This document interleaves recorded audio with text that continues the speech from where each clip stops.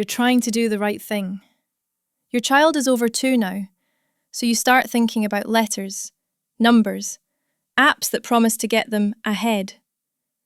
But what if the thing that matters most for school success after age 2 isn't ABCs or 1, 2, 3s at all? What if it's something quieter, something most parents are never told to focus on? Stay with me, because this research changes what really matters after age 2. In 2023, researchers published a study looking closely at what actually predicts school success in early childhood. Not test scores, not early reading, but how children function day to day in learning environments. The study focused on children after age 2, a key developmental window. Before this age, most regulation is external. Parents do it for the child. After age 2, children begin practicing internal control themselves. Researchers measured things like attention, behaviour, emotional control, and flexibility. Then they looked at how those skills related to later school readiness and classroom success. What they found was striking. Children who showed stronger regulation skills were better prepared for school environments. Not because they knew more, but because they could manage themselves. Sit. Listen. Wait. Recover when things went wrong. These skills predicted school success more reliably than early academic knowledge. And that reframes the entire conversation, because it suggests that learning doesn't start with knowing more. It starts with being able to learn at all. And that's why this matters more than early academics. Schools don't start by asking what your child knows. They start by seeing how your child manages themselves. Can they sit and listen? Follow directions? Stay calm when something is hard? Without those abilities, early academics don't land. They simply can't stick. Skill 1. Behavioural self-regulation. Picture a real classroom for a moment. Kids on the carpet. A teacher giving simple instructions. Some children jump up immediately. Some shout answers without waiting. Some wander off before the activity even starts. It's not because they aren't smart. It's because their bodies and impulses are still in charge. Behavioural self-regulation is the ability to pause, to wait, to stop a movement long enough to choose what to do next. After age 2, this skill starts shifting. Before that, parents do most of the regulating. You pick them up, you redirect them, you calm their body for them. After age 2, children begin practicing that control themselves. This shows up in everyday moments. Waiting for a turn, keeping hands to themselves, staying seated for a short activity. When this skill is weak, learning gets interrupted. The child isn't choosing to misbehave, their system just reacts faster than they're thinking. The research found that children who showed stronger self-regulation were better prepared for school settings. They could manage their impulses long enough to participate. What this means for parents is important. School doesn't reward the child who knows the most facts first. It works best for the child who can pause long enough to use what they know. You'll often see this at home too. Games fall apart because waiting feels impossible. Instructions turn into power struggles because stopping is hard. But when children practice pausing in low-pressure moments, something shifts. They begin to tolerate waiting. They recover more quickly when corrected. They stay engaged instead of melting down. This isn't about obedience, it's about control.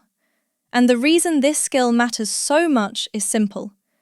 Without the ability to stop and choose, every other skill struggles to show up. Attention can't last, instructions can't be followed, learning can't settle. That's why behavioural self-regulation sits at the foundation of school success. And once that pause starts to appear, something else becomes possible. Focus. Skill 2, attention control.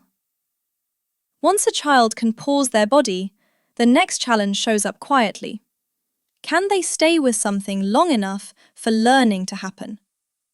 In a classroom, attention isn't about staring straight ahead. It's about staying mentally present while instructions are given, listening while others talk, keeping focus when something nearby is more interesting. Many parents worry about attention early. They notice their child jumping from one activity to another, starting puzzles and leaving them unfinished, getting distracted halfway through a simple task. This is often misread as boredom or lack of ability. But after age 2, attention is still developing. It's fragile, and it depends heavily on regulation. The research looked closely at this. Children who could sustain attention, even briefly, were more prepared for school environments, not because they focused perfectly, but because they could return their attention after it drifted. That return matters. Learning rarely happens in one clean stretch. It happens in starts and stops. Listen, think, look up again. Children who can re-engage don't lose the thread as easily. They catch more instructions. They absorb more information over time. At home, this shows up in small ways. A child who can listen through a short story, who can finish a simple activity before moving on, who can stay with you during a brief explanation. When attention control is weak, frustration builds quickly. Tasks feel harder than they are, instructions feel overwhelming, and children disengage before learning has a chance. But when attention is supported and practiced, persistence starts to grow. Children don't need long attention spans, they need flexible ones. And once attention can be held and returned, another critical skill begins to matter even more. Staying with something when it stops being easy. Skill 3. Task persistence. Attention gets a child started. Persistence is what keeps them going when things get hard. This is the moment many parents recognize instantly. A puzzle doesn't fit, a tower falls, a game doesn't go their way. Some children walk away right away. Others melt down. Not because they don't care, but because staying with difficulty feels overwhelming. Task persistence is the ability to remain engaged when effort is required, to keep trying after a small setback, to finish something that doesn't go perfectly. After age 2, this skill becomes especially important. School is full of moments that require effort without immediate reward. Listening through a full instruction, completing an activity before moving on, trying again after a mistake. The research shows that children who persist with tasks are better positioned to learn. They get more practice, more feedback, more chances to improve. This is often confused with motivation or personality, but persistence isn't about being naturally driven. It's about regulation. When a child can manage frustration just enough to stay engaged, learning continues. When they can't, the task ends early. At home, you see this during play. A child who keeps stacking blocks even after they fall, who stays with a game instead of abandoning it, who finishes an activity with support instead of quitting. These moments matter more than they look, because in school, persistence determines how much instruction a child actually receives. Children who stay engaged get more learning time. Children who disengage miss it. That's why this skill quietly predicts school success. Not because it makes children smarter, but because it keeps them in the learning long enough for growth to happen. And when persistence begins to form, it connects directly to another challenge children face every day: handling the emotions that come with mistakes. Skill 4. Emotional regulation under frustration. Every learning moment carries emotion with it, especially when things don't go as planned. A wrong answer, a mistake, being corrected in front of others. For young children, those moments can feel big, overwhelming, personal. Emotional regulation is the ability to feel frustration without being taken over by it, to recover when something goes wrong, to stay emotionally available for learning. After age 2, this skill starts showing up more clearly. Children begin to experience disappointment and effort at the same time. They want to succeed, but they don't yet know how to manage the feelings that come with trying. In school settings, this matters constantly. A child who melts down after a mistake often misses what comes next. They stop listening. They withdraw. They lose access to learning, not because they can't understand, but because the emotion is too loud. The research highlights this pattern. Children who can regulate their emotions participate more consistently in classroom activities. They recover faster. They stay engaged instead of shutting down. At home, this shows up in everyday situations. A child who can take a breath after losing a game, who can accept help after getting stuck, who can try again without spiraling. This isn't about suppressing feelings, it's about moving through them. When emotional regulation is supported, mistakes become information instead of threats. Feedback becomes useful instead of painful, and learning becomes safer. That safety matters, because school success isn't about never getting things wrong. It's about being able to keep going when you do. And once children can recover emotionally, another challenge becomes easier to handle. Change. Skill 5. Cognitive flexibility. School days are full of change. Activities end, plans shift, instructions update. For young children, these transitions can feel jarring. They were building, now it's clean up. They were drawing, now it's time to line up. Cognitive flexibility is the ability to shift gears, to let go of one plan and move into another, to adapt when expectations change. After age 2, this skill becomes more visible. Children start forming strong preferences. They want things done a certain way, and switching away from that can trigger resistance. In classrooms, flexibility is everywhere, moving from play to instruction, following a new rule mid-activity, adjusting when something doesn't go as expected. The research links flexibility to school readiness because learning environments demand it constantly. Children who can adapt stay connected to what's happening. Children who can't often get stuck, emotionally or behaviourally. At home, you see this during transitions. Leaving the park, turning off a screen, switching from one task to another. When flexibility is limited, these moments turn into power struggles. Not because the child is defiant, but because shifting feels genuinely hard. When flexibility is supported, transitions soften. Children move on more easily. They recover faster from change. That adaptability creates more learning time and less friction. It allows children to stay with the group instead of fighting the flow.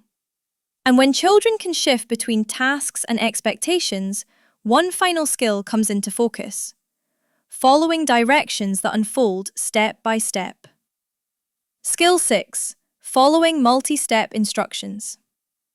As children move through the day at school, instructions rarely come one step at a time. They come in short sequences. Put your book away, sit on the carpet, then look at the board. For adults, that feels simple. For young children, it's demanding.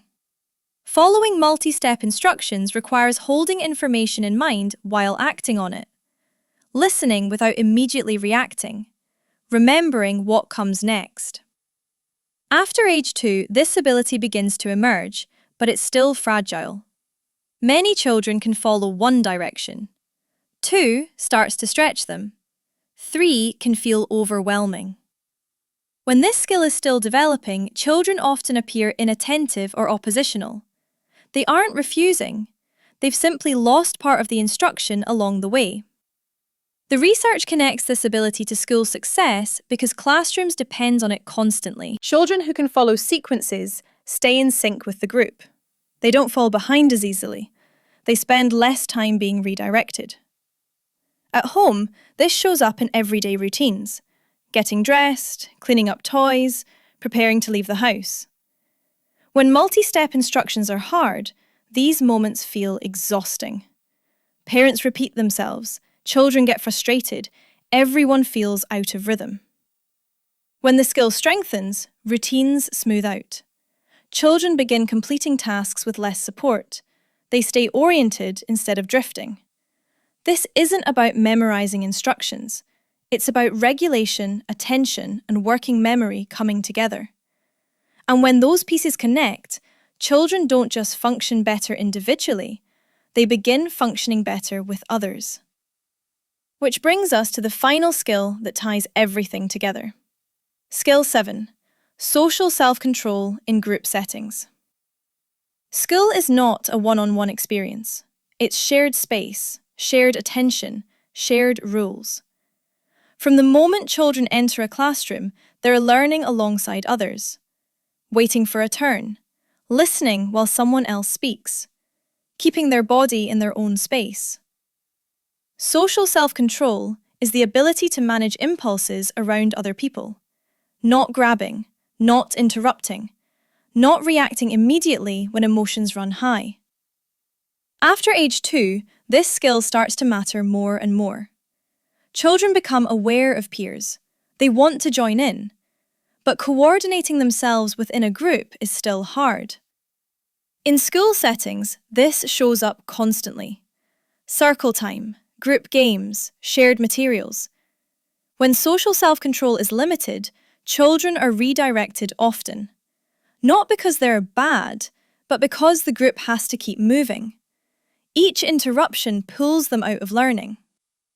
The research ties social self-control to school success because classrooms depend on it. Children who can manage themselves in group settings stay included. They participate more. They receive more instruction simply by staying present. At home, this shows up during playdates or family gatherings. Sharing toys, taking turns, waiting while someone else goes first. When this skill is still developing, conflicts escalate quickly. Adults step in more. Play ends sooner. When it strengthens, interactions last longer. Children resolve small issues with less support. They stay connected instead of being separated. This matters more than many parents realize. Because school success isn't just about learning content, it's about being able to stay in the room long enough to learn it. And when children can regulate themselves around others, every other skill has more room to work. Every child develops at their own pace. These skills aren't fixed traits. They grow with support, practice, and time. This isn't about labeling children. It's about giving them what they need to succeed. After age 2, school success isn't built on knowing more. It's built on being able to manage yourself long enough to learn. If you want to support that this week, start small. Practice waiting during play. Pause before helping. Let effort happen. If this helped, like and subscribe. And tell me in the comments, which of these skills feels hardest for your child right now?